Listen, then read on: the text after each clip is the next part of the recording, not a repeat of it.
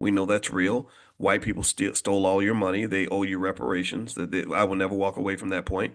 Um, some of them are cultural. Like you grew up learning how to manage your money from people who maybe did not have the skill set when it came to managing money. They didn't know how to properly manage the money that they had, so they passed down toxic financial choices down to you, right? So ultimately, uh, consciousness is important because consciousness is the cure for culture. Consciousness consciousness curates culture. That would be triple C. Consciousness curates culture. How about that? And when I say it's a cure for culture, I mean it's a cure for bad culture, right? Because a lot of culture is connected to your habits. It's like, well, what do I just do every day just out of habit?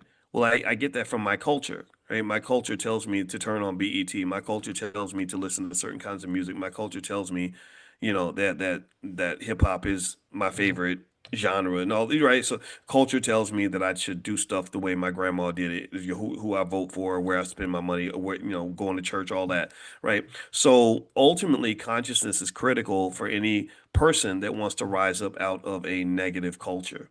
If you're conscious and you say, well, I really don't have to be here. I know all y'all smoking and drinking, but I ain't got to smoke and drink with you.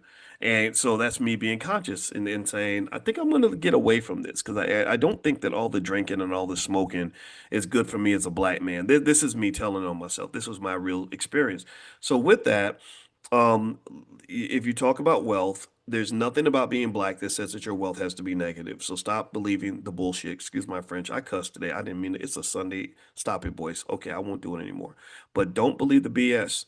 There's nothing about being black that says you're supposed to be broke. There's nothing about being black that says you have just these insurmountable barriers.